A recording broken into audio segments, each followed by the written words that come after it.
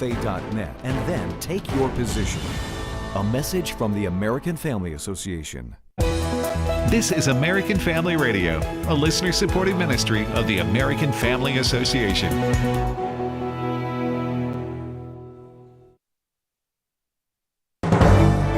American Family News, I'm Rusty Pugh. The talks between President Trump and Ukrainian President Vladimir Zelenskyy getting heated when they began discussing a potential ceasefire deal with Russia Friday, as the U.S. president had some tough words for his Ukrainian counterpart. I've empowered you to be a tough guy. And I don't think you'd be a tough guy without the United States. And your people are very brave. But you're either going to make a deal or we're out. And if we're out, you'll fight it out. I don't think it's going to be pretty. Trump ended the meeting before a minerals deal could be signed. President Trump says the Ukrainian president can sign the deal after he says he wants peace. He doesn't have to stand there and say about Putin this, Putin that, all negative things. He's got to say, I want to make peace. I don't want to fight a war any longer. We're not going to keep fighting. You're going to get the war done or let them go and see what happens. Let them fight it out. This is White House Press Secretary Caroline Leavitt.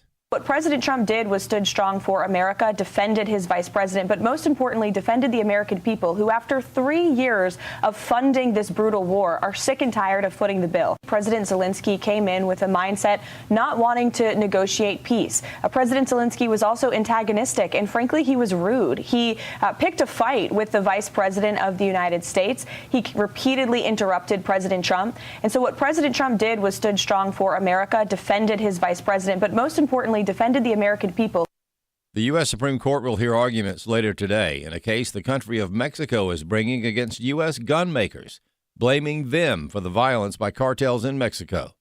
Fox News legal editor Greg Jarrett says there's a difference between illegal drugs and legal firearms. So, Mexico's lawsuit is, I think, another in a long line of attacks against gun manufacturers in America. I suspect Supreme Court will reject it, as they have the other attempts to hold gun makers responsible for injuries or deaths caused by firearms. Sure. We do have broad protections for manufacturers that are written in our law, shielding them from most liability. It's not their fault if criminals misuse lawful products. And there's no evidence here that gun makers are coordinating with cartels. The fact is, Mexican criminal gangs are very good at smuggling guns, and sadly, Mexico is inept at fighting cartels. So, they blame American makers of weapons instead of themselves. As I say, I don't think it's going to work. They should be suing themselves for their own incompetence. Brown University Medical School is requiring that the school prioritize the controversial diversity, equity, and inclusion when promoting faculty members. Bob Kellogg has more. Dr. Brick Lance of the Christian Medical and Dental Association says inclusivity in and of itself is not wrong, but in the context of DEI ideology, it can be a disservice. My overall concern with our culture and for medical schools like Brown is if we're going to have to be inclusive for whatever they consider to be inclusive, and not that inclusivity is wrong, but if we ignore the criteria of competency, this is going to be a detriment not only to training, but to patient care. Dr. Lance says he's learned from medical students that DEI actually takes away from their education. Facts and terms and medical processes and physiology and pathophysiology and everything else you need to learn. That's what we want students to focus on. They want to be the most knowledgeable and the most technically proficient physicians, whatever practice they choose to go in. Dr. Lance thinks that in the future, DEI proponents are going to find that it does the opposite of what they expect. I'm Bob Kellogg. South Carolina Governor Henry McMaster has declared a state of emergency as his state fights wildfires that have forced people to flee their homes. South Carolina Forestry Commission spokesman Doug Wood says the fires are close to being eliminated. That's really the miracle here. No lives lost, no structures lost. North Carolina and Georgia have also been battling wildfires. More news online at afn.net and download the AFN mobile app. I'm Rusty Pugh. AFA Action takes attacks on the family seriously. The enemies of the family constantly employ new tactics to try to sneak past our radar. They know if we stand together, their evil plans will fail. Your gift to AFA Action allows us to stay vigilant against their onslaught.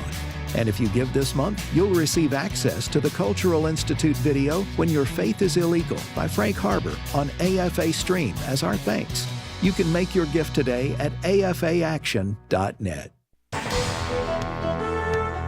Welcome to Today's Issues, offering a Christian response to the issues of the day. Here's your host, Tim Wildman, President of the American Family Association.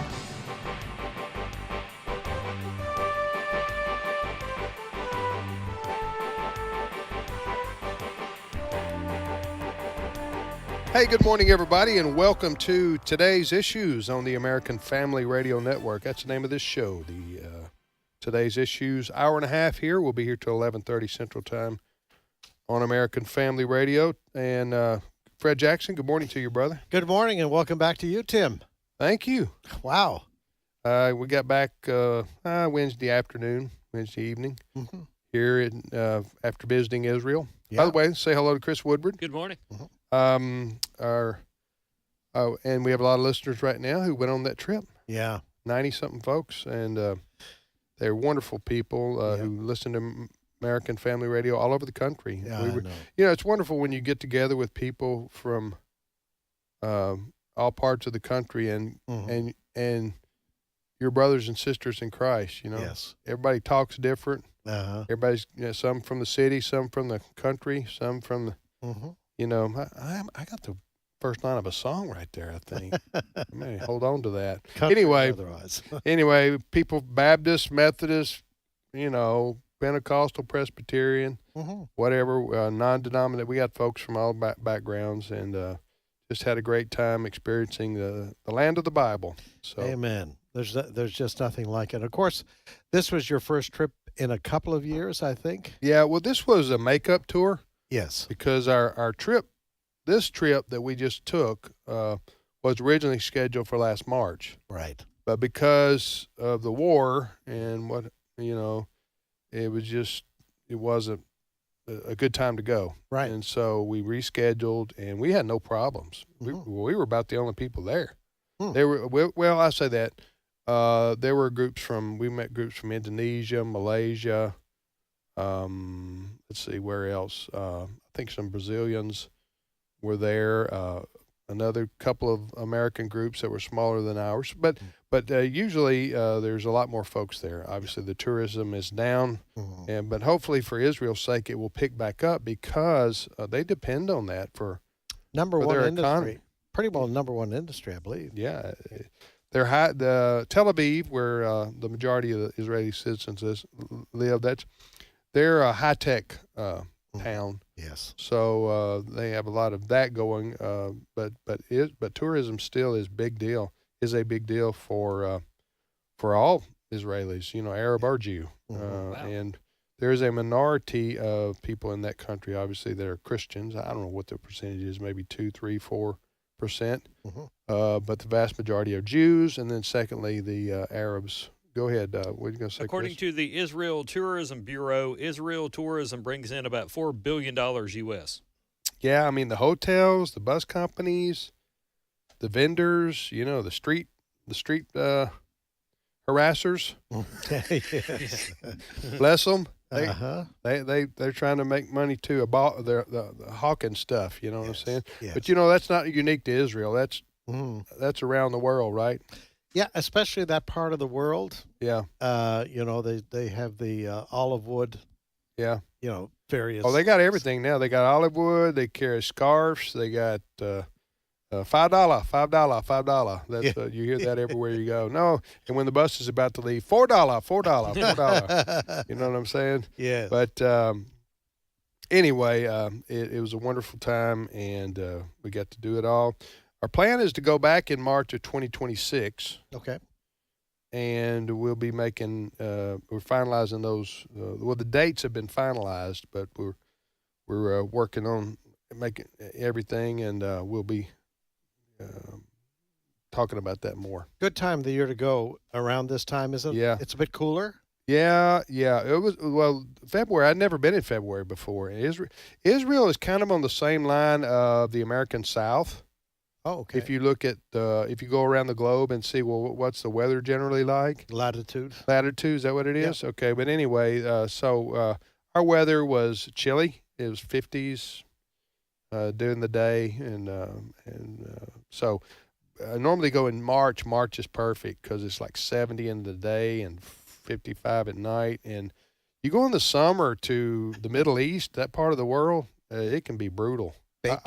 I wouldn't advocate going in June, July, August. That their tourism drops way off as it does in Egypt and Jordan and other parts of the region because of the heat. Right. It's so oppressive. Mm-hmm. You just want to stay on your air-conditioned bus. Yeah. So anyway. I was talking to Wesley, your son, so yeah, Wesley and Walker went with you. And Wesley was saying at the airport in Tel Aviv, they had some pictures of the hostages. So there was, that's there. ongoing. Yeah, it's ongoing. All the tourist sites were open. Bethlehem, even Bethlehem, Jericho, some places you think, well, maybe you wouldn't be able to go, but we went everywhere. We saw everything. It's no problems at all. And Sea of Galilee. Oh, loved it. Took a boat ride on the Sea of Galilee. Yeah. And went all around, when you're at the Sea of Galilee, by that I mean, you're going around it on the shores and you're seeing the places like the Church of the Beatitudes, and you're going to Capernaum and places you read about in the Bible where Jesus went and did ministry. You're just going, wow, I'm seeing the same terrain that Jesus saw. Yeah. I mean, it has to be. This place is real, When you read Bible stories as a child, you go, wow, is this a fantasy land or is this real? And then you go and experience it and you go, well, you read about Nazareth. Well, guess what? There's a real Nazareth. Yes. You read about Jerusalem.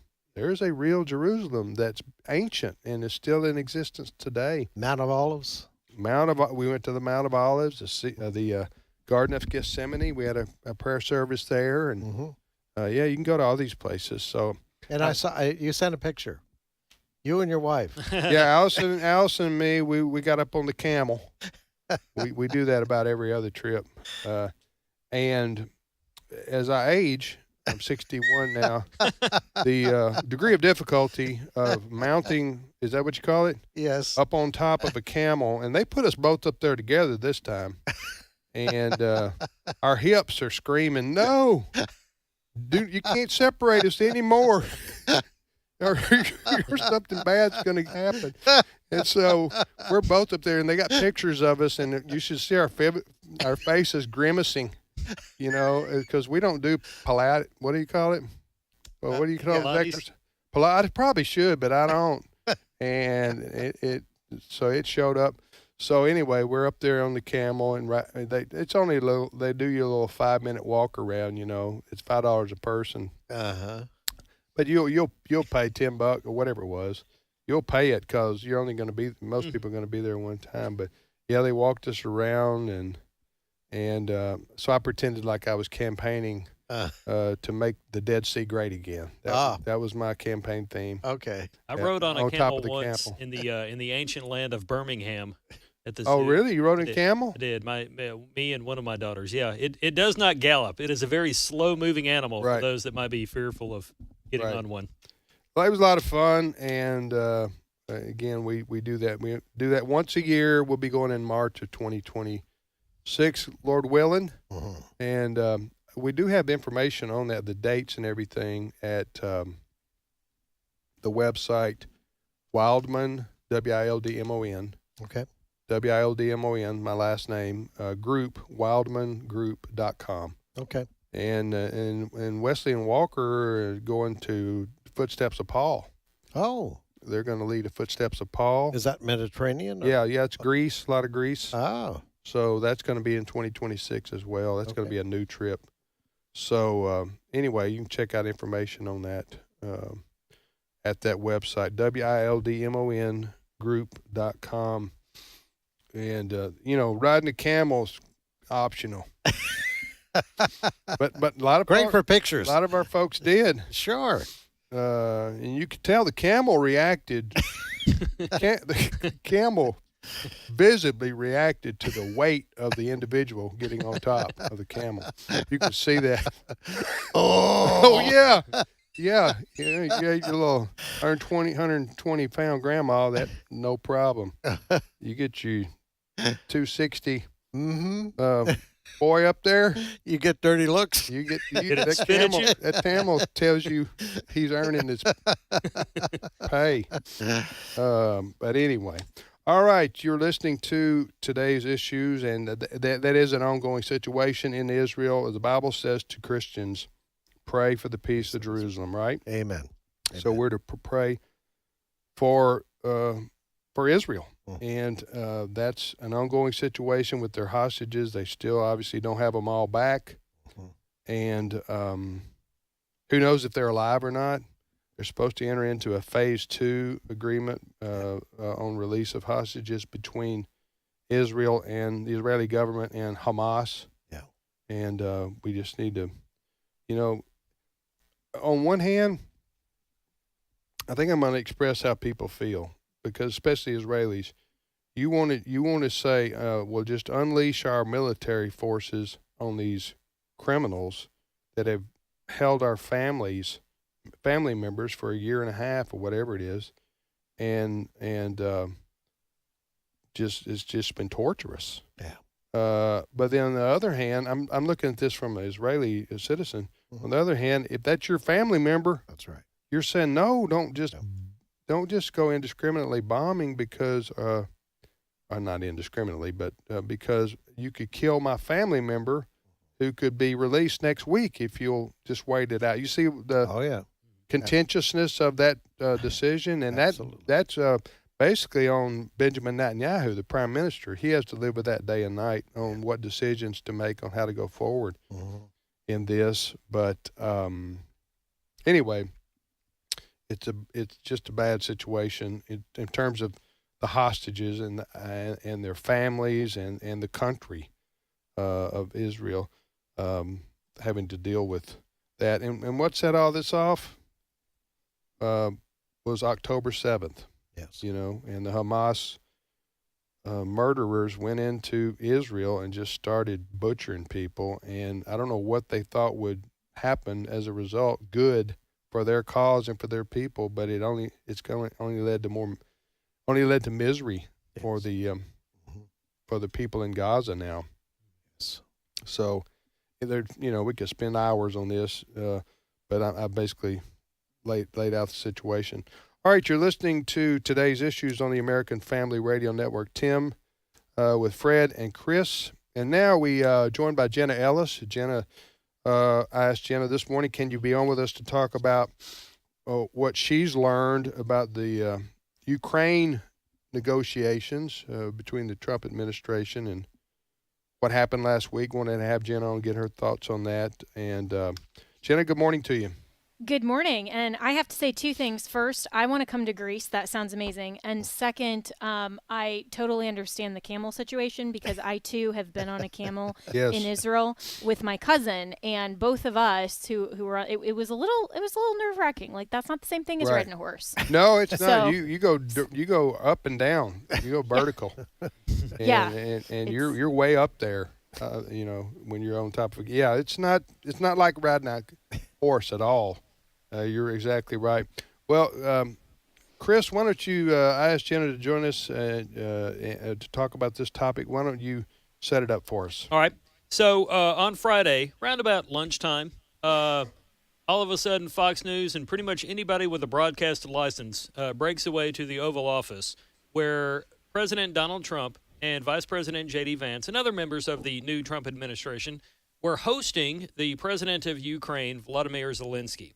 And they were discussing what was supposed to be the terms of this minerals deal between Ukraine and Russia that is part of a broader agreement to end the war between Russia and Ukraine. And what began as a discussion about this deal ended up being what people have referred to ever since as a shouting match in the Oval Office. Here's about a minute worth we can dump out of it, but to give everybody a picture of what happened here, clip one. You have nice ocean and don't feel now, but you will feel it in the future. God bless. You don't know that. God bless. God bless. You will not have a war. Don't tell us what we're going to feel. We're trying to solve a problem. Don't tell us what we're going to feel. I'm not telling you. Because I'm you're in no answering on position to this question. dictate that. That's Remember exactly what this. you're doing. You're in no position to dictate what we're going to feel. You We're going to feel very you will good. Feel influence. We're going to feel very I'm good and very telling strong. You will feel influence. You're right now not in a very good position.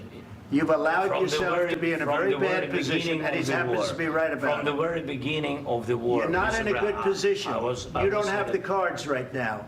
With us, you start I'm having not cards. playing But cards. right now, you don't. I'm very You're playing serious, cards. Mr. President. You're I'm playing very cards. serious. You're I'm gambling the with the president lives in of war. millions of people. You think- You're gambling with World War III. what you're You're speaking gambling about? with What you're World speaking War about? III. And what you're doing is very disrespectful to the country, this country, that's with all backed you respect to your far country. more than a lot of people said very they respect. should have. All right, then. What are we having for lunch? Yeah. Good night. What was that all about, Jenna? Well, I mean, who knows, really, right? I mean, and that was definitely the topic of the news cycle, and it has been for the weekend. And I personally think that Zelenskyy did not handle this well. I mean, if you were going to a superior, whether it is your boss, it's your parents, it's your, grandmother, even asking for money or support or anything else, you go in a manner of respect. And this wasn't just about what Zelenskyy was wearing. Trump made a quip as he was coming into the White House that, he wasn't dressed that well. And that's Zelenskyy, though. And that's also Trump, to just kind of make an offhand, lighthearted comment. But this back and forth with Zelenskyy, one of the things that I learned from my conversation with Scott Eulinger, who's a former CIA operative and naval officer this morning, was that a lot of this actually has to do with extending the conflict, because so many of the European nations, as well as even the Democrats and some Republicans, like Lindsey Graham, for example, want globalism. And they want to, it's a globalist agenda, and they want to continue this conflict. And it may be that Zelenskyy, as much as he is apparently advocating for his people, I mean, he's receiving huge sums of money, and to go in with a deal that was supposed to be all but signed and then come out with this kind of conflict, and now the European nations are getting involved. I question whether this was the strategy all along, to now have the European nations kind of involved, but everybody is pushing a lot more toward just continuing the conflict, and that's why they're pro-Ukraine. Fred, what do you think about all that? Well, we were told, the American people were told in the lead up to this meeting on Friday, there was going to be a signing ceremony for this minerals deal. The United States getting access to minerals there, some precious minerals there in the Ukraine. That was the expectation. It was supposed to be the signing of this deal was going to be a celebration and move on. I was as shocked as anybody when the cameras were allowed to stay in, and this, what we call in hockey, a Donnybrook, this was a verbal Donnybrook that broke out there in front of the American people. And what some of the reports of what I've seen is that the Ukrainian leader had a meeting with some Democrats just prior to going into the Oval Office. And what I'm hearing is they encouraged him to, in front of the cameras, make this challenge to Trump and to Vice President J.D. Vance to link the minerals deal to some kind of security agreement.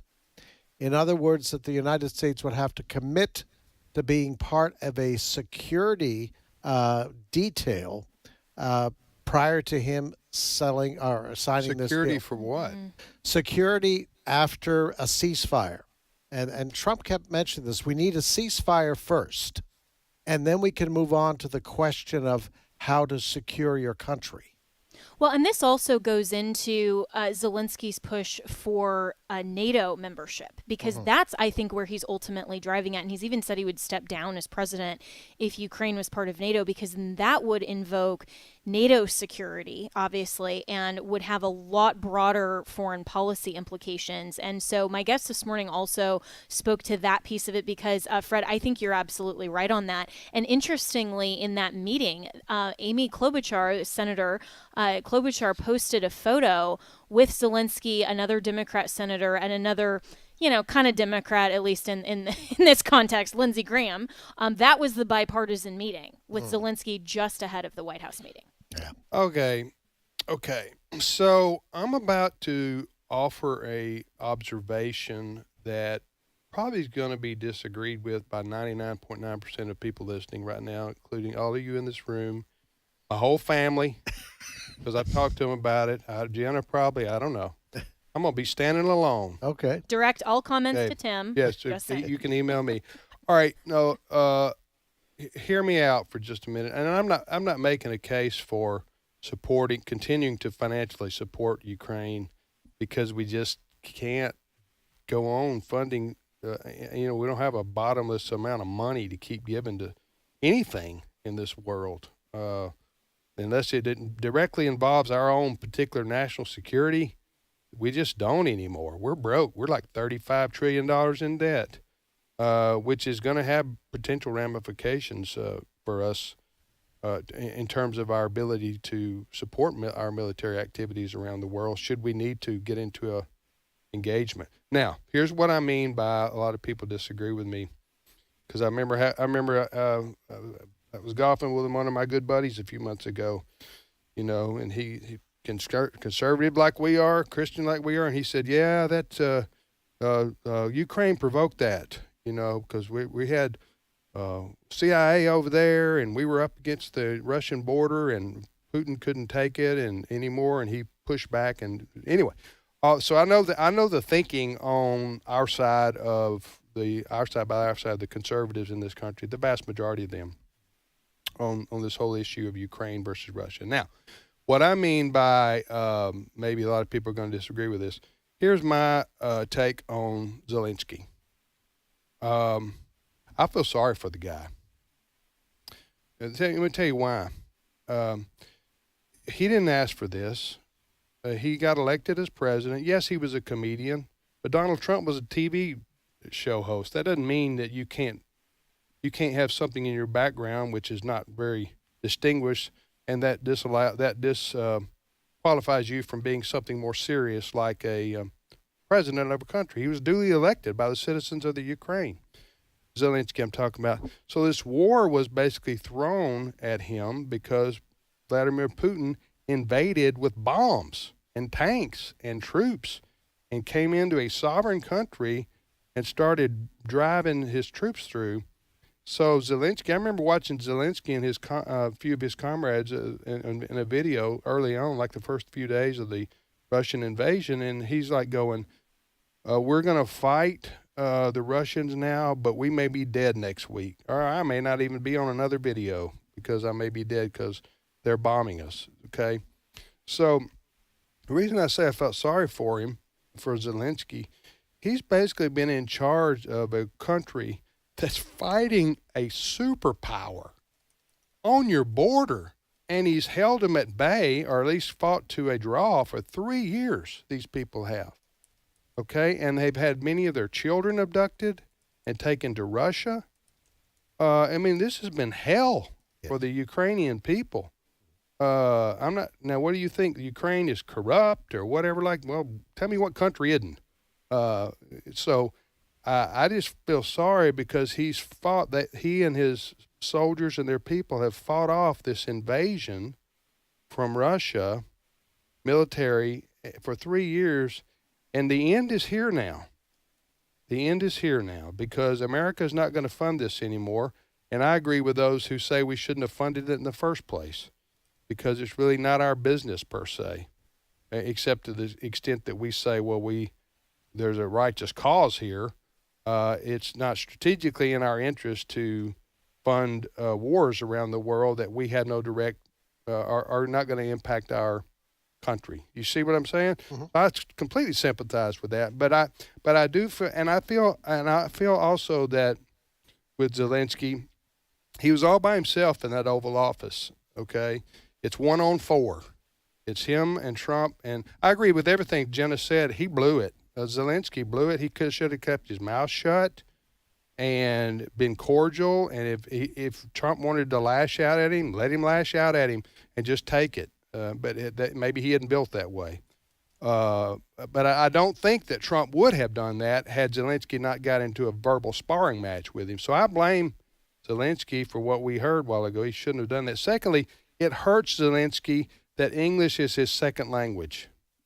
It hurts him in a dialogue with the American public, with the American media, when he can speak enough English to get by and you can understand what he's saying, but it's oftentimes unprecise, inarticulate. He uses words that are not really the right words he wants to use. He has to think before he talks.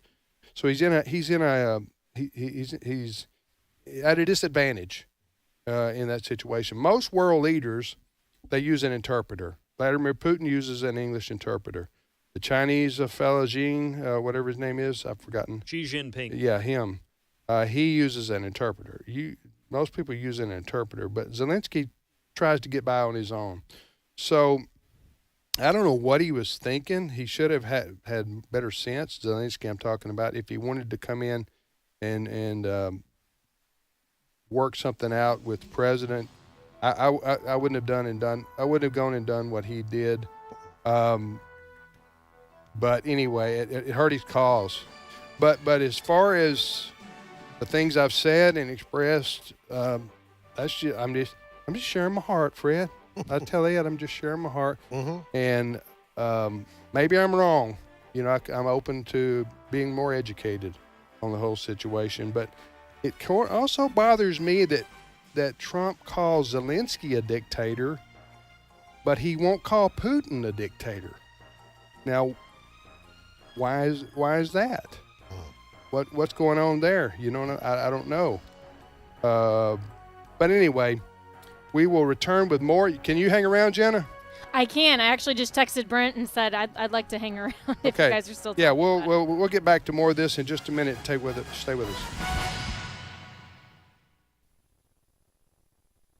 It's my turn.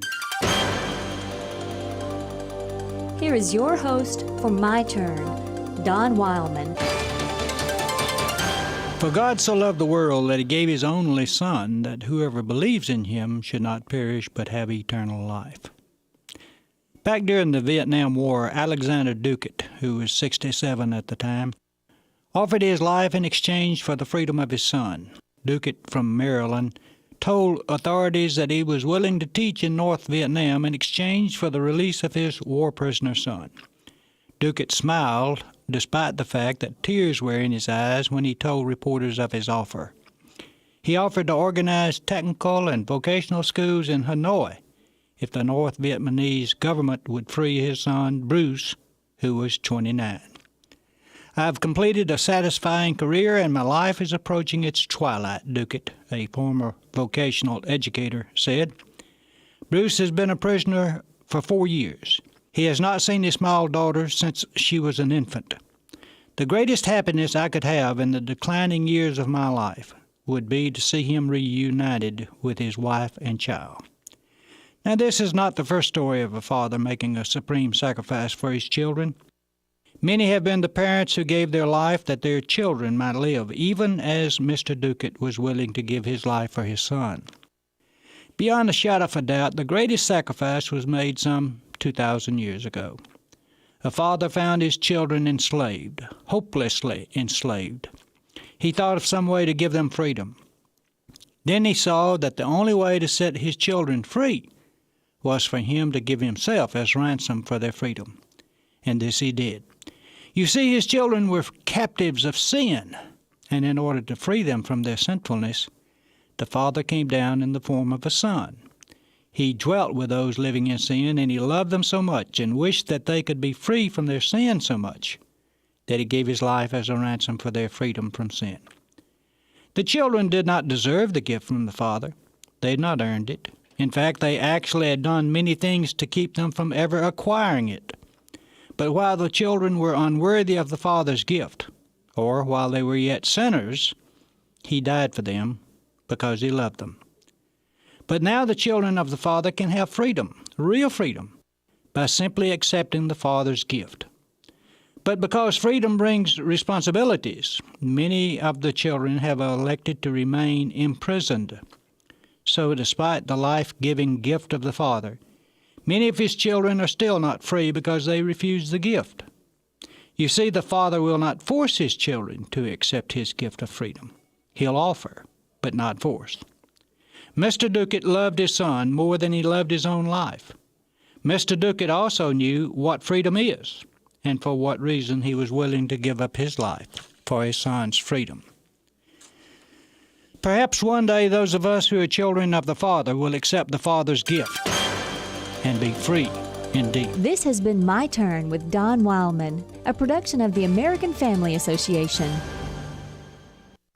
One thing I ask from the Lord, this only do I seek, that I may dwell in the house of the Lord all the days of my life, to gaze on the beauty of the Lord and to seek him in his temple. Psalm 27:4. American Family Radio. This is today's issues. Email your comments to comments@afr.net. Past broadcasts of today's issues are available for listening and viewing in the archive at afr.net. Now, back to more of today's issues. Hey, welcome back, everybody, to today's issues on the American Family Radio Network. Tim, Fred, Chris, and Jenna Ellis joining us on the show today. Join Jenna each morning right here on American Family Radio from 7 to 8 o'clock Central Time for the Jenna Ellis in the Morning Show. And your podcast, which is separate from the morning show, when is that? How often do you do that, Jenna? Yes, that is a weekly. It's called On Demand, and it drops every Friday. And we get to do a deeper dive into topics and guests that listeners want to hear about and hear from. Okay, so we've been talking about the Ukrainian-Russian conflict, war, and how to end that. And that's what President Trump and his administration, that's what they're working on, and trying to solve that problem, which has, as President Trump said, he feels it has potential worldwide ramifications if not solved. That's what he said to Zelenskyy. What did he say to him, Jenna? He called him a very vulgar word that I won't repeat. No, I'm talking about what Trump said. Oh, sorry. You're about to bring on World War III or something like that. Oh, yes. And he was saying, that you're about to bring on World War III because now you're seeing the world leaders taking different sides and getting more involved, because now the European nations are perhaps for the first time actually getting involved in this. And UK Prime Minister Keir Starmer even said, we're going to put an aid package together, but we need the United States involvement here. And so they're basically saying, listen, we're going to take Ukraine's side, but the United States has to continue to be involved. Let me ask you this: what would happen if President Trump said today, "I called Vladimir Putin and told him to stop the war and withdraw his troops from Ukraine"? I'm not sure that would make a difference in the same way that if Trump called the leader of Hamas, the Middle Eastern conflict would just end. And this is where, I agree with the sentiment that you expressed, Tim, because there are so many needless casualties from Ukraine. And this is actually very personal for me because my little brother was actually adopted from Ukraine when he was 2.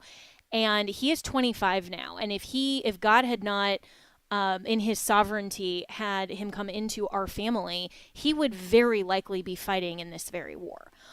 So in that perspective, I completely agree with you on the morality of saving human lives. And Elon Musk even posted a photo that I mentioned this morning on my show that was kind of a cartoon of a chessboard, and it showed all of the pieces other than the kings and queens of both the black and the white pieces. All of the other pieces were on the board, and they were scattered dead. There was, blood. And then on the side, both the kings and the queens were sitting at the table having dinner together.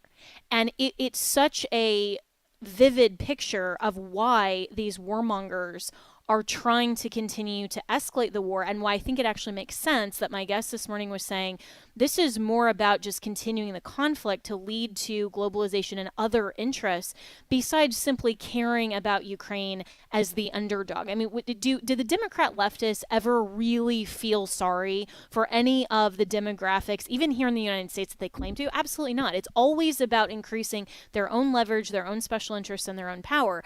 And so here, what I see Trump trying to do, and possibly why Zelenskyy took the advice of the Democrats in the Oval Office yesterday, was that if they actually reach a peace deal here and they save the Ukrainian sons and perhaps daughters that are going to war and dying literally over this, then they won't get the ends that the leftist globalists want. And I don't personally, just with what I know, trust that Zelenskyy has the best interests of his people over the best interests of himself and a bigger agenda.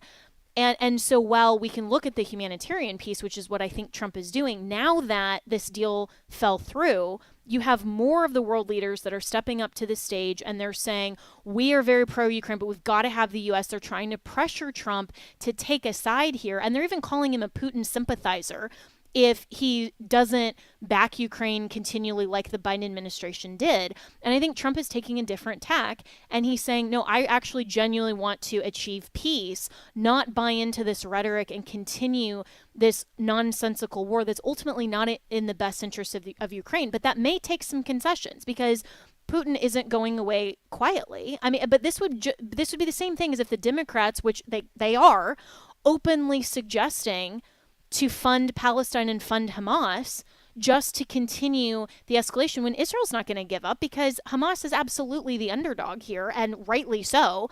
And they perpetuated the conflict. But here, Russia can continue this. And if all of the nations of Europe are now rallying behind Ukraine and it becomes a broader conflict, then I think Trump is right. You're brinking on World War II. But the question we need to be World War asking... III. Or World War III, sorry. We had that too. Yeah, we did. You're right about that. I just, for the history books. World War III, the question... Don't challenge me on history. You know what I'm saying? I know. That's for Trivia Friday. Yeah. The question for Christians and conservatives is, why does Zelenskyy and the European leaders want the war to continue? Well, can I offer an answer to that? Well, Tim, you can, because you host the show. Okay, I believe I will. Then, Fred, I promise you can talk again this hour. Okay. The reason, because they don't want to see the European countries, number one, see Putin get away with invading and conquering a sovereign country like Ukraine, and then making it Russia. And now Russia controls Ukraine, and their border. Now they're up against a NATO country, Poland, for example, and so they want to. The NATO. Which Ukraine is not a member of, is trying to resist the aggression of Putin. So that would be what's in their interest, in my opinion, because there is a history here. Speaking of history, of something called the Soviet Empire. If we can remember back, Russia has a history of conquering countries and bringing them into their own. There was the Soviet Union, which President Ronald Reagan led the effort, and credit to the, what was the fellow's name, Gorbachev, who helped lead the end of the Soviet dominance over the Eastern European countries and put them into being Russia, not the Soviet Union. So there is a history here of Russian aggression. So, provoked or not, that's, I guess, up for debate and argument. But that would be the reason. If you're in Europe, you're going, well, we don't want them. What if they come into Poland next? You know what I'm saying? After they conquer Ukraine. So I think that's the reason for the reaction. I do think Trump's right. Hey, it's time for Europe to step up. We're in North America. It's time for Europe to step up. And if you believe in funding Ukraine, you do it. You fund the Ukrainian war effort. But let me, Fred, comment on whatever you want to say about this whole situation. Then I want to get into President Trump is proposing a minerals deal, he calls it, with Ukraine to help bring about peace and security. But any thoughts on what Jen and I have talked about the last few minutes? And Chris, if you want to get some coffee or No, I'm good. popcorn or whatever, I'm ready with a cue when you need If you me. need to call home, whatever, you go ahead and do that. I can explain what you need minerals for. Okay. Well, Fred, you talk, and then Chris, and then we'll go back. We have all heard Trump say over and over again in recent months that if he had been president in the last 4 years, this war would never have started. And you got to step back from that. All right, is this just Trump bravado, or is there something in that? I believe there is something in that. Trump said something interesting the other day. Almost he's expressing a bit of sympathy. He says Putin was drawn into the Russia hoax. Putin was blamed, like Trump was blamed for this. This is Trump speaking? This is Trump speaking. Okay. So I'm not saying the degree of kinship, but there is some sympathy based on that, according to Mr. Trump. I think if Trump had been president, what he's saying is Putin wants that eastern third of Ukraine. I believe Trump would have possibly orchestrated prior to a war beginning. All right, Russia takes that Crimea area, and there is no war. I think that's what he is saying. They already had Crimea, didn't he? Well, didn't they invade when Obama was in there, and we didn't do? There's a section in that eastern third of Ukraine that Putin wants. I believe Trump believes that he could have negotiated something to avoid the war. Yeah. Now, to go, it's really interesting. After this Oval Office meeting, Zelenskyy has had meetings with Macron, with Starmer, the European leaders, British Prime Minister. This morning, UK just announced they're willing to give Ukraine a $2 billion loan. How much have we given to Ukraine, United States? $250, $300 billion? A $2 billion loan. How far is that going to get Ukraine? This war will continue unless Zelenskyy makes some kind of mineral deal to give Trump what he wants. Or Zelenskyy surrenders. You just surrender. You say, okay, Putin, we're going to stop the war. Putin, you can have a third of our country. Yeah, he might. But right now, I think Europe is most worried that they've really ticked Donald Trump off. They're very concerned. And whether Trump is willing to come back and say, okay, I'm still willing to sign that minerals deal. That's what's going to stop this minerals deal. All right, Chris, go ahead. Now, the minerals deal is needed in Trump's mind because everybody listening to the sound of my voice has or operates at least half a dozen devices daily that involve minerals. For example, I'm looking at a smart television right now. That involves minerals. If you're driving an electric car or a fossil fuel-powered car, that needs minerals for the manufacturing process. This microphone cable, construction materials, that's important because we are in a housing crisis, no matter who's in the Oval Office. Trump wants to deregulate to allow more homes to be built. And that involves all kinds of tools and equipment for factories to be built. All kinds of things need minerals. We are the Saudi Arabia of minerals and metals in this United States, but we still need more than what we have to be able to provide for ourselves and be a provider for the world in trade deals that the Trump-Vance administration wants to put out there. Ukraine is sitting on a gold mine, no pun intended, of minerals and minerals, and that is one way that we can possibly bring back or recoup some of the money that Biden was handing Zelenskyy willy-nilly. For and our Congress. Yes, and our Congress. That is fair. Yeah. Jenna? Yeah, I mean, I think all of this conversation is very helpful, and I don't see Trump, especially in a 2.0 situation, being led into a bad decision for America and the overall conflict just because of the Oval Office meeting, and especially with J.D. Vance being there as well and, participating in the conversation. And I absolutely love Marco Rubio as the Secretary of State. I think he's doing a fantastic job. He was clearly, and the memes were going about his expression sitting there like really annoyed at the whole situation. I think that he is going to try to continue to negotiate this, and if Zelenskyy really wants to do what's best and there's not some other ulterior motive as we've been discussing, then hopefully they'll all come back to the table. Yeah. The part of the minerals deal that I don't fully understand is how this is supposed to work.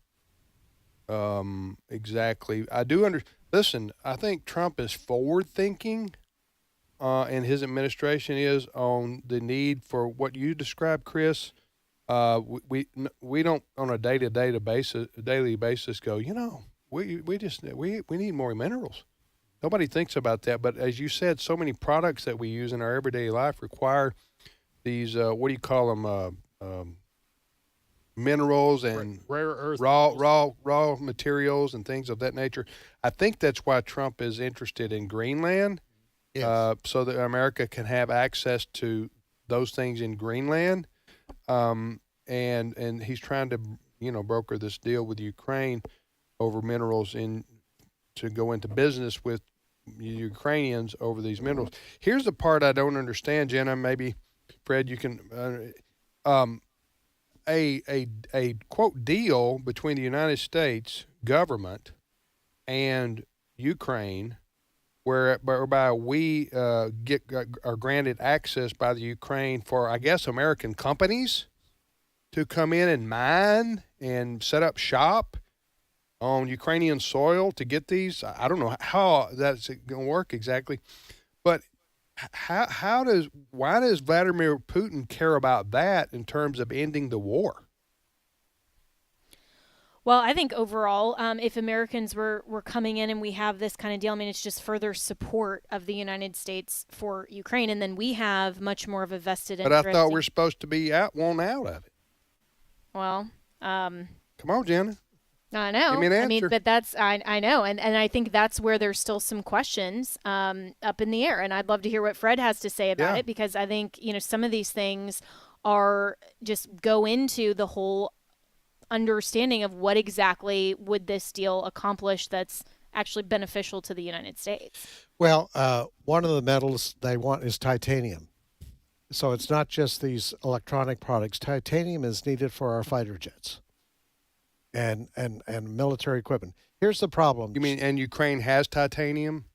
Ukraine that we need? Titanium in Greenland. Okay, Greenland too? This is why Trump is talking about Greenland. I got you. People may think that's just Trump. No, he's serious about this. The problem is China has basically got this great source of minerals in Africa. Right. So China's got that sewn up. The United States needs those same minerals, and so Trump is shopping. Ukraine has them. Trump believes that if we have United States interests in there mining, that Putin will leave them alone, because Putin wouldn't want to be seen taking on and demolishing American companies who are working in Ukraine. I believe that's Trump's thinking. Whether that's what if they do? What if Putin? What if Russia shales and it kills some of our guys who are mining? Then you have World War III. Well, which is exactly why it's like, is this really in the United States' best interest here to say, okay, just like the United States having a property interest, for lack of a better term, in the Gaza Strip. I mean, I don't know about the rationale there. You're listening to Today's Issues on American Family Radio. I'm Tim with Fred, Chris, and Jenna. All right, so my opinion is of this situation that the minerals deal should be done after the war is over. And then we can negotiate a minerals deal with Ukraine. But I think it's a mistake. This is my opinion. It's a mistake for Trump to inject some sort of business deal into the middle of negotiations to end a war. Because that seems kind of unseemly to me. That's just my opinion.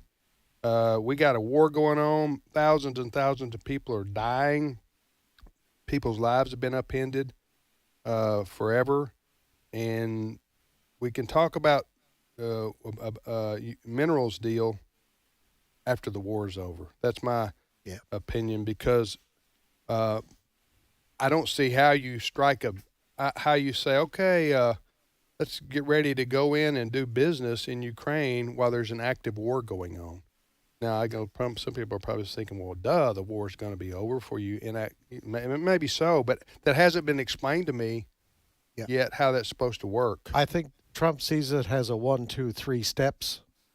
That there is a ceasefire. He mentioned this in this Oval Office meeting the other day. He talked about a ceasefire before a formal end to the war. So Trump sees, number one, a ceasefire. Yeah. Number two, you get that minerals deal settled, and then the war is over. Putin gets whatever amount of land he wants in eastern Ukraine. Right. So that's, in Trump's mind, he sees those steps. Yeah. Yeah. He also said, I can end this war in 5 minutes. And I think he's finding out it's not that easy.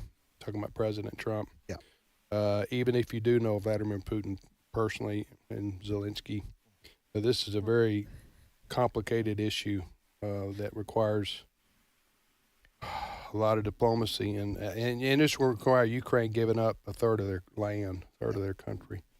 Okay, Jenna, anything else? Well, I was going to say this is the difference between, campaign promises and actually fulfilling those promises. All Usually politicians do it, takes yeah. a little more time. But what I'm really hoping is that at least the campaign promise to end the income tax we'll get that one sooner than perhaps the resolution to the Ukraine war. But well, I think would it not have been simpler for President Trump to say this before Zelensky ever came over? You're not getting any more money. For your effort, I think he did say that. I mean, he's basically said, we're not funding anymore. We're not giving you more money. So really, no point in you coming over here. Well, they wanted the optics of signing the deal, and that we'll see. Blew up. Other optics. That yes, and the optics unfortunately were really bad and may have ultimately played against him. But it's the same optics as this now took over for the optics that were bad for Attorney General Pam Bondi and FBI Director Kash Patel promising this drop of the Epstein files. I'm going to talk about this tomorrow morning. I didn't have time this morning to get to it, but that was just badly botched, for lack of a better word, by either the comms team in the White House or somebody who wants to undermine Pam Bondi. And so, there have been a lot of interesting optics situations that have not played out as well as they should have, in my opinion, for the White House. Yeah. All right, Jenna, thank you for joining us. And thanks for having me. Always fun. Have a great day. You too. Okay, bye-bye. Jenna Ellis there. Join Jenna Ellis every morning. She has great guests and great commentary, 7 to 8 o'clock Central Time right here on American Family Radio. Chris? I did share a link to her podcast from this morning's program. It's on our Today's Issues Facebook page. So you can go to the Today's Issues Facebook page for that audio, or you can visit afr.net, click on the podcast button, and you will see podcasts for not only this program, but other great shows on AFR. # shameless plug. That's okay. If you can't plug your own, even if you do it shamelessly. Yeah, well, we don't have time to play all these clips, but I will say immediately after the incident in the Oval Office on Friday, Karl Rove came on Fox News and said very quickly this should have been handled off camera. Nobody won here except for Vladimir Putin. Then Secretary of State Marco Rubio went on weekend programs, television shows, and said things like, the only reason people are criticizing Trump about this is because he is Donald Trump. Yeah. Well, I the blame for that blow up in the White House was Zelensky shouldn't have got into a sparring match with his host. He just shouldn't have. He should. That was his mistake. Now, I'm sure he's a little on edge himself, trying to save his country from total takeover. Yeah. Jenna mentioned Marco Rubio was kind of sitting there like an Easter Island statue while J.D. Vance was that was funny. Cool. It was a funny. What the war things and but just watching the facial expressions of the different people and so J.D. Vance and Marco Rubio. Yeah, Rubio sort of sat back in the chair. He did. Yeah. Yeah. The Ukrainian official that was sitting on the sofa. She had her head buried in her hand. Well, everybody knew this is cringe, and we need it to end quick because this is not good for anybody. All right. We shall return with more of today's issues on the American Family Radio Network in about 5 or 6 minutes here with Steve Paisley-Jordahl. Join us. Stay with us for that commentary.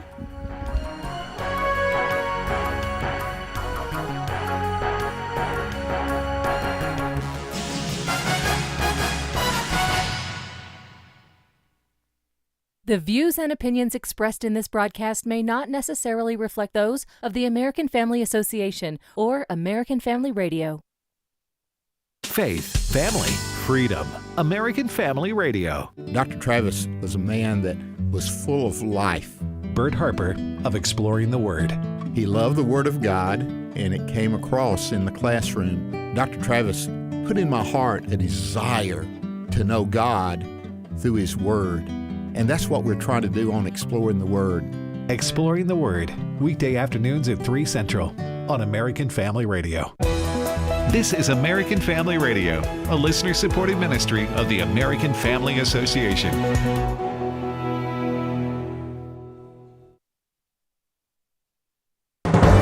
American Family News, I'm Rusty Pugh. The Federal Task Force to Combat Anti-Semitism announced it will be visiting 10 university campuses that have experienced anti-Semitic incidents since October 2023. Created pursuant to President Trump's executive order on additional measures to combat anti-Semitism, the task force sets as its first priority to eradicate anti-Semitic harassment in schools and on college campuses. Leading task force member and senior counsel to the Assistant Attorney General for Civil Rights, Leo Terrell. We're going to tell the Board of Trustees that they have a fiduciary duty to protect Jewish American students like everyone else. If they fail to do so, we're going to do the following. We're going to take their money. We're going to take all the federal funding away from them. We're going to sue them under Title VII. We're going to sue them under Title VI. We're going to make sure that every Jewish American student on campus is protected. And more importantly, not only are we talking with the campuses, we're talking about these cities, the district attorneys and these mayors. Do their job and file hate crime charges. That's not free speech. These are criminals harassing and tormenting Jewish Americans. That's going to stop. If the district attorneys don't do it, the U.S. Attorney's Office will file hate crime charges. Another ICE operation has been leaked, this time in Northern Virginia, where agents plan to raid today and tomorrow. After details were posted by a reporter, an illegal alien activist group then told illegals what to do and what not to do, including not opening the door for agents or showing ID. Jonathan Fahey is the former DHS Assistant Deputy Secretary and former Director of ICE. He talks about what can be done to stop it from happening. What can be done? These could be, people could be charged with obstruction of justice, which is a federal felony, carries up to 10 years in prison. And it's really justified here because these agents that are going out there on behalf of us to keep us safer are being put in danger because of these leakers trying to advance their political agendas. A recent measles outbreak in Texas has residents concerned. Robert Thornton reports. The outbreak began in a West Texas Mennonite community and led to the death of one unvaccinated child. It's the largest state outbreak in nearly 30 years. Dr. Clifford Porter of the Texas Public Policy Foundation says some communities are against vaccines. Historically, conscientious objecting to vaccines, and there's a variety throughout history, religious and non-religious. Like there's Vashon Island up in Washington State does that as well. And they get occasional outbreaks of these childhood diseases that are usually essentially eliminated with vaccines. He said COVID really changed views on vaccines. Public health officials during COVID, the leadership of it did such a poor job explaining vaccines and demanding vaccines being given to children for COVID really was not medically necessary unless they are high risk. Well, measles is a very different animal, and it is because it can affect all population ages. International travel can cause infections of all kinds, and Porter said there's been a recent increase in the U.S. of tuberculosis and believes illegal immigration can bring illnesses into the country. He said local health officials in this case are looking for its origin. Isolated communities that haven't had measles outbreaks in 5, 10, 15, 20 years, it didn't just spontaneously show up. It came from somewhere. He said those vaccinated can still get measles, but it lowers its severity. He recommends those that got the MMR shot before 1990 to get a booster and strongly encourages children to get the vaccine. I'm Robert Thornton. Multiple wildfires erupting in South Carolina, prompting the governor to declare a state of emergency. Jonathan Seri has the latest from Horry County, South Carolina. In addition to that state of emergency, there's a statewide ban on outdoor burning. The governor explaining on social media, if you are caught burning trash or other things outside, you will go to jail. 163 wildfires being battled over the past 7 days. These fires responsible for burning nearly 5,500 acres. Most of the fires have been contained, but here in Horry County on the coast, the Covington Drive fire is only about 30% contained. U.S. stocks are remaining relatively calm today, and indexes are drifting in mixed trading. More news online at afn.net and on the AFN mobile app. I'm Rusty Key. The feature-length documentary Culture Warrior, Don Wildman and the Battle for Decency, premiering November 11th, chronicles the life and ministry of Don Wildman. It takes you through the founding of the National Federation for Decency, what has become AFA. It's a call to stand firm for righteousness and shows how that resolve can make a huge difference in our world. If we lose this cultural war, we're going to have a hedonistic, humanistic society. Find out more and watch the trailer at culturewarrior.movie. Today's Issues continues on AFR with your host, Tim Wildman, president of the American Family Association. Hey, welcome back, everybody, to Today's Issues on the American Family Radio Network. Thanks for listening to AFR. And we want to welcome Steve Paisley-Jordahl to our show now. Steve, good morning to you. Good morning, and welcome back, Tim. Good to see you. Good to be back in the good old US of A. And I know we say this, but tritely sometimes, but we live in the greatest country in the world. Yeah. Everybody wants to come to America. Why? Because it's, with all our faults, it's still the greatest country in the world. Because we're racist, systemically racist, Tim. That's why they all want to come here, because our... Yeah, right. Uh-huh. I have a question for you. Yes.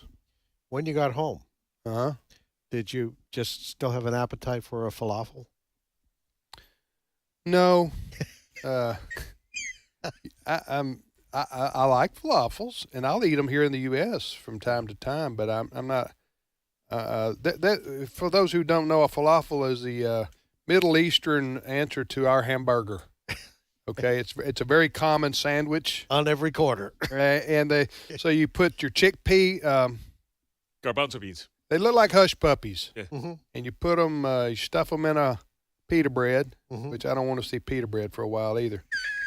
Okay, after I get back from Israel, because it's pita bread at night, pita bread at day, it's pita bread, and then you put your hummus and your salad on there. Mm-hmm. Now, this may be true of other parts of the world, but Israelis, they love them some salad in the morning. Mm-hmm. You know what I'm saying? You notice this when you travel? Oh, yeah. Mm-hmm. It's salad all the time. Mm-hmm. All kinds of salads. The vegetables, they eat healthy. I'll give them that. They do. I was going to ask you if the falafel in Israel is like Taco Bell Mexican here. It's maybe we have a thing about it here. We think it's Israeli, but right. They have a whole different palate in Israel. Yeah, well, and hummus is at every meal too. It's kind of like salsa dip for Mexican restaurants. You know, it's just that's just a staple. And that's not only Israeli. That's the Egyptian and many of the Middle Eastern countries. Yes. Hummus is at the table. Mm-hmm. So, but if I had to choose between a falafel and a hamburger or a hot dog, I'm going hamburger and hot dog every day, Fred. Yes. That's just me, you know. That's just me. I was on a mission trip to Cuba one time. Got so sick of ham sandwiches. Wow, they big on ham sandwiches? Oh, yeah. Now, you don't have to worry about that in Israel. Nothing else. Ham sandwiches. Can't wait to get home. You just had your fill of ham sandwiches. Every gas station, every store, it's ham sandwiches. So don't worry about communism. Fred was just tired of ham sandwiches. Yeah. What about you? You grew up in Madagascar, right? Yeah, spent some formative years here. Yeah. How many years? 3 or 4? 5 years. 5 years in Madagascar. Yep. My parents were on the mission field. Yep, right. What's their rice. Common food? Rice. They have more cattle on that island than people. So really, hamburgers are more expensive than steak because it costs to grind it up. Yeah, it's and rice, tons and tons of rice. I learned to love rice in Madagascar. Yeah, great. Now you know rice is the #1 food in the world. Oh yeah, most consumed food in the world is rice. Well, I think I'm right. It's carbohydrates. It's nutrition. It's easy. I mean, it's common. It's energy. If you're poor and you have a poor diet, you don't have. I mean, we here eat all kinds of stuff, and we probably shouldn't have all the carbs. But for a third world country, I like fried rice. Yeah. Yep. Y'all like fried rice? Mm-hmm. So what I remember is when I was 18, I traveled with the singing group, the Continentals. And we went all the way across the United States. We started in Los Angeles, went all the way. We drove on a bus all the way down the southern route through Texas. Is this like Up with People or something? Christian version. Okay. Yeah. And then we flew over. Actually, went to Yugoslavia. It was in 1978, still under communist rule. But my point is here is every time when we started getting around Texas, Louisiana, Mississippi, Alabama, Georgia, up into the Carolinas, every night, I was not one night we didn't have fried chicken and iced tea and sweet tea. What other kind of chicken is there? I know, right? You're not going to boil chicken. Baked chicken when you can have fried? I know, right? No, thank you. Well, I thought that was my. By the way, did you see where Kentucky Fried Chicken, now known as KFC, has been for a while, are moving their corporate offices from Louisville, Kentucky to Texas, somewhere in Dallas, somewhere, I think. Really? Did you see this? No. Yeah, yeah. Type that in, see if I'm not right about that, but I thought I read I it. heard about In-N-Out Burger. What'd they do? They're moving. They're going to have a headquarters in the east in Nashville. They're putting a satellite in there. Satellite. Yeah. Oh, they're in the West. Yeah, they're California. Hugely famous. And here's the thing: well loved. In-N-Out Burger will not put a restaurant any further away than it can drive in a day, so they can get fresh food to its stores. It doesn't freeze them. I've never eaten at one, but people love In-N-Out. I am the biggest fan. I will go. Type in, just make sure I'm right about that. I don't want to give out misinformation. I'm looking. That KFC is moving their headquarters from Louisville to Texas. Fast food giant the BBC is saying KFC, fast food restaurant chain formerly known as Kentucky Fried Chicken, is moving its corporate headquarters to the U.S. In the U.S. from Kentucky to Texas. Wow. The owner has announced. Yum Brands is the owner. Yeah. Shift the office from Louisville to Plano, though KFC will keep some operations in Kentucky. Bashir is disappointed.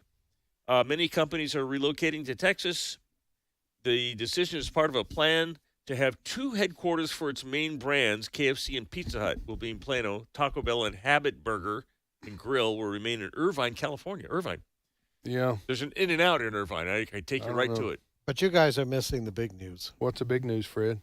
Tim Hortons Donuts are moving into the Nashville area. That's the Canadian company, right? Tim Horton, named after a Toronto Maple Leaf player.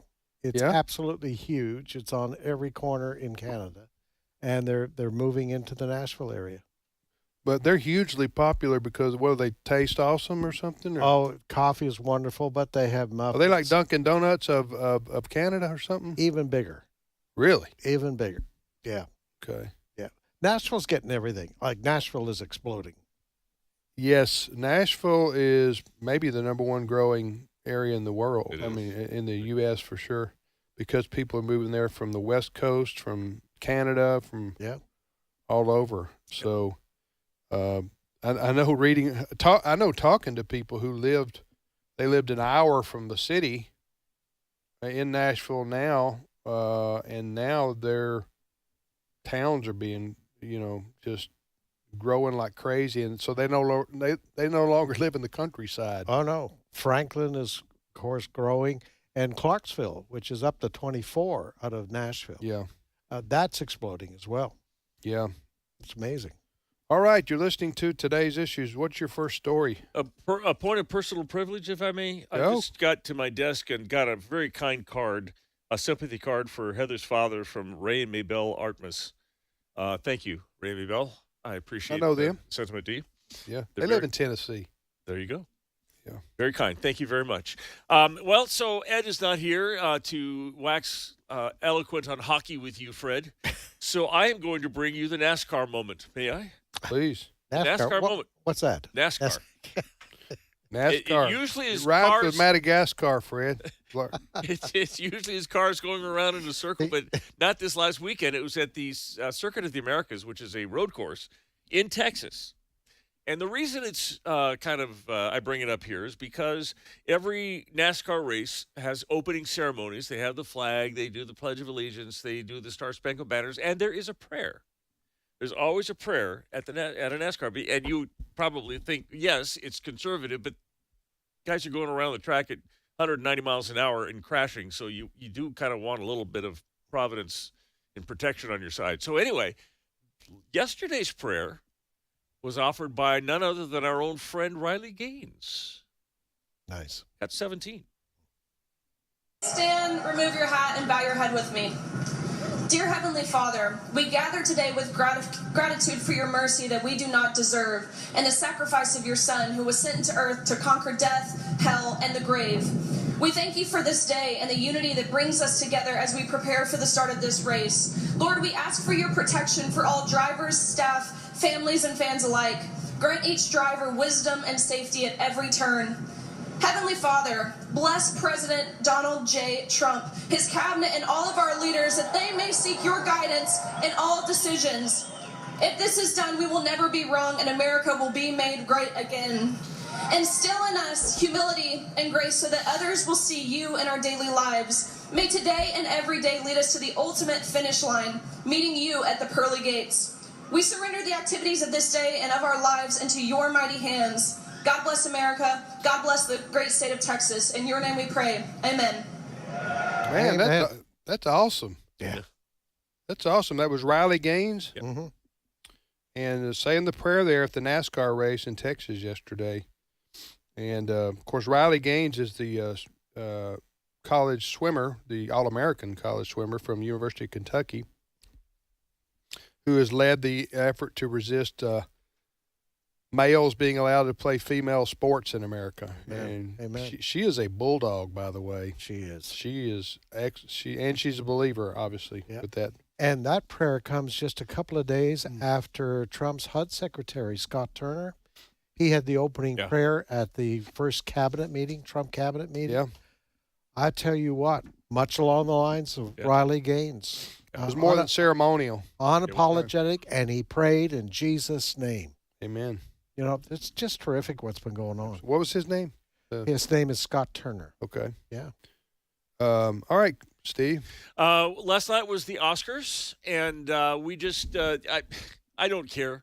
I missed them. I did too, actually. I did. But I do. Me three. I did want to share a couple things. First of all, there's a great movie that came out this year that is in the calendar that should have been considered for this year's Oscars. It was with Dennis Quaid, and it was Reagan, biopic. I loved it. Went to see it. Yeah. It didn't even get a mention. It didn't qualify for the Oscars. Because Why? The Oscar requires certain DEI aspects in a film. You have to have gay characters or trans characters or some version of race or whatever.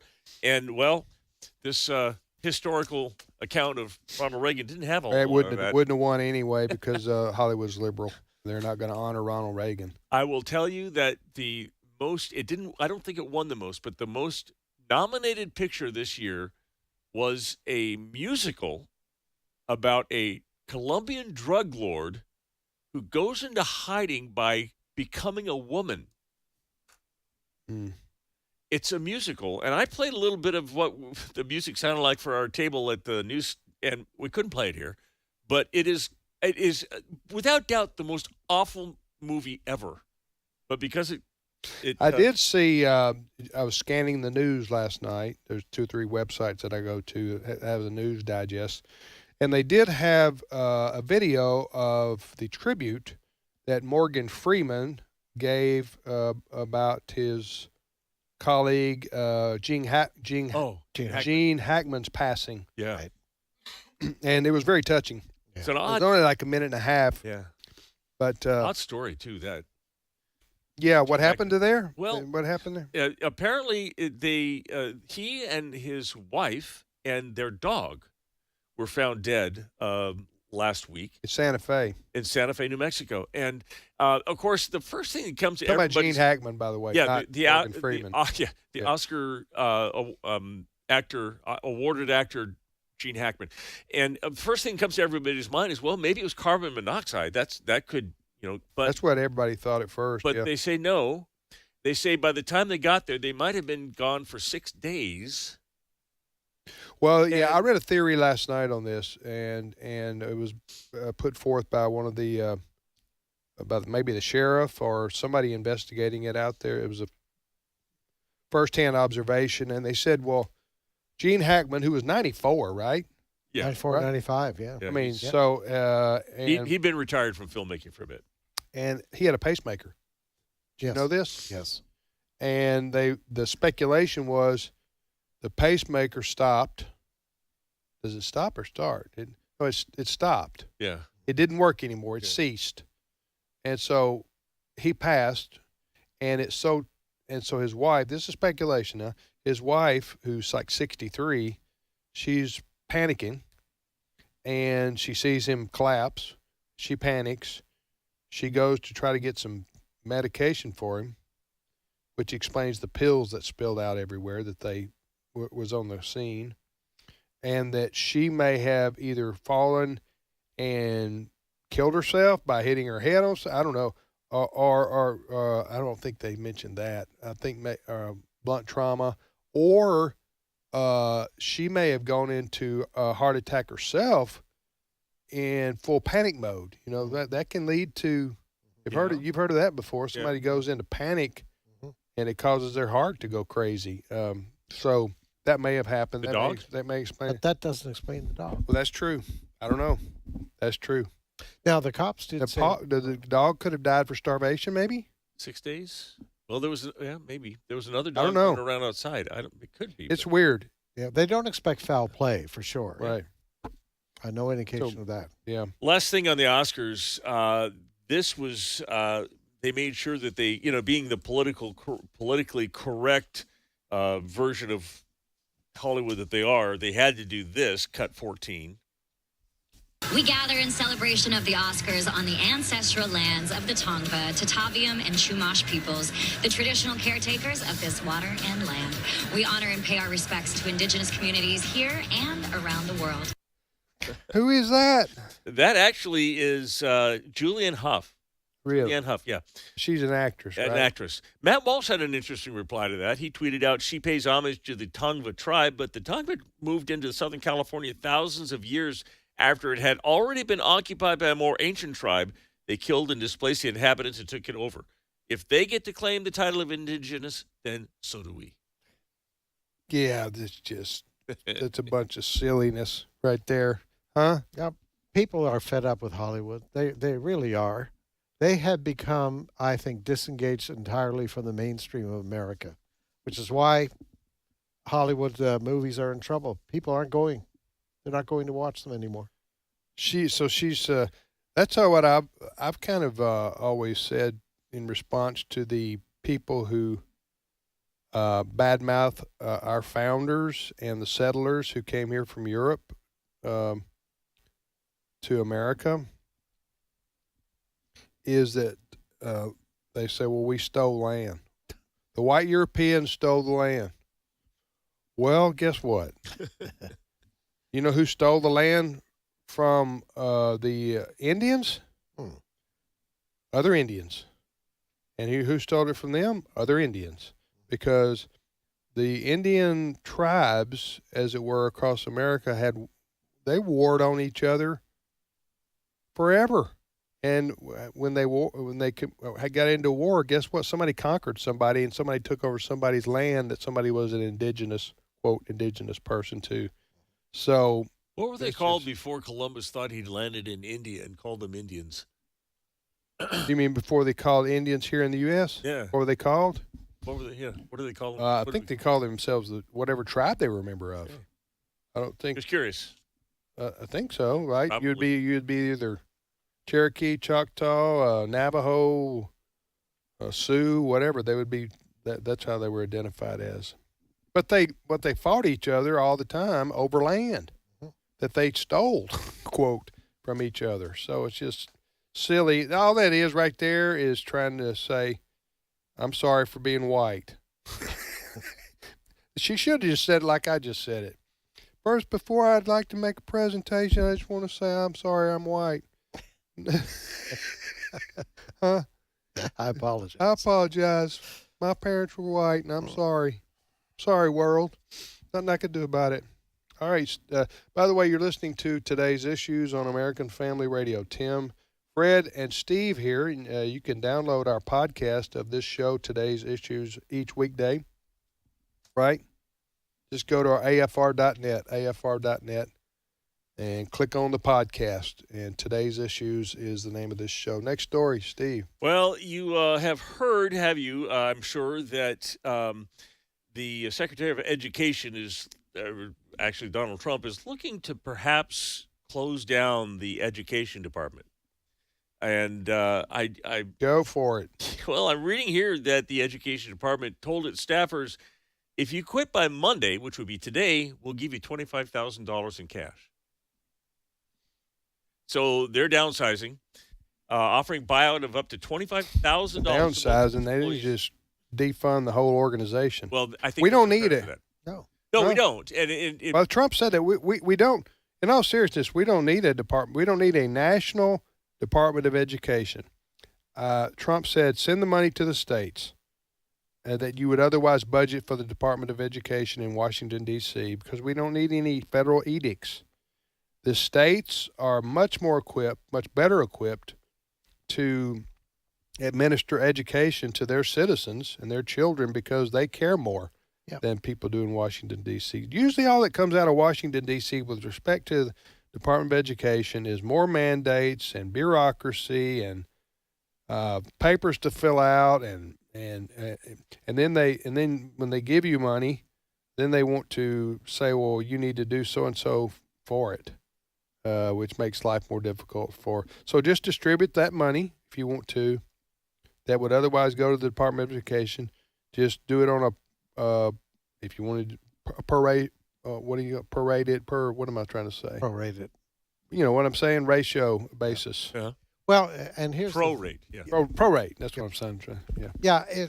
And the thing is that everybody knows our education system, much criticism because we pay more per student than any other country in the world. Oh yeah. And the national report card just came out several weeks ago, and mathematics and reading skills are far, far below, failing across the country. And I think what Trump is doing is let's give it to each state. Each state's going to be responsible for the level of education, and there's more accountability at the local level. Mom and dads, if you're not happy with what your school board has given you, elect some other people. A lot of people don't realize that the Department of Education was started in 1980. It was because of a bill that was passed in Congress under Jimmy Carter, and then Ronald Reagan started the Department of Education on May 4th, 1980. Before that, it was at the states. Well, wasn't that long ago. He was for ending it himself. It wasn't that long ago. Right, Ronald Reagan was. Yeah. Listen, that's also why the explosion of the homeschooling movement. Yeah. Which has just skyrocketed, and also private schools, Christian schools have taken off. And school choice is starting to take off, too. Yeah, yeah. States are responding to just what you're saying. Yeah. Yeah, so, go ahead, Steve. Well, just we'll end here if you don't mind. Congratulations to the man who hit the lottery at Citibank. Actually, he didn't, and we don't have his name. But Citibank needed to credit this customer with $280 for an overcharge. He went into his account on the next morning and found that he had $81 trillion in his bank account. What is it that ever happened to me? I know, right? Huh?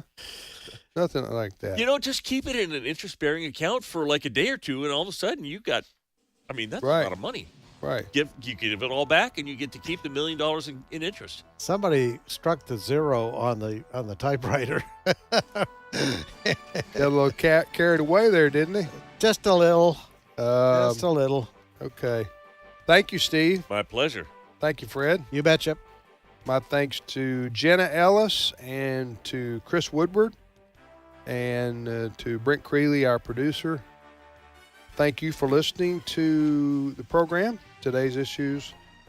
Hope you have a great day. Keep listening to AFR throughout the afternoon, and we'll see you back here tomorrow.